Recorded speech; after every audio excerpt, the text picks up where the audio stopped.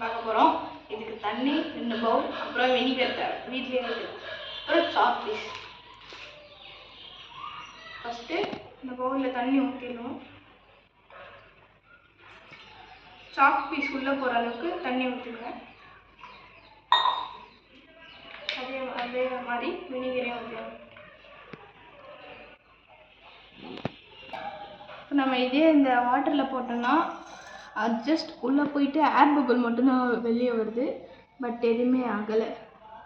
இதே நம்ம இந்த வினிகரில் இந்த சாக் பீஸாக போட்டோம்னா அது அப்படியே உள்ளே போயிட்டு கொஞ்சம் கொஞ்சமாக ஏர் பபிளும் அப்படியே கொஞ்சம் டிசால்வ் ஆகிட்டே வருது. காட்டல இதில் போட்டனால இதில் கொஞ்சம் கொஞ்சமாக டிசால்வ் ஆகி ஏர் பபிளும் அப்படியே வருது. சின்னதாக வர தெரியுது. இது ஏன்னா வினிகர் வந்து ஒரு லோ ஆசிட், அப்புறம் நம்ம சாக் பீஸ் வந்து கால்சியமால் செய்யப்பட்டிருக்கு.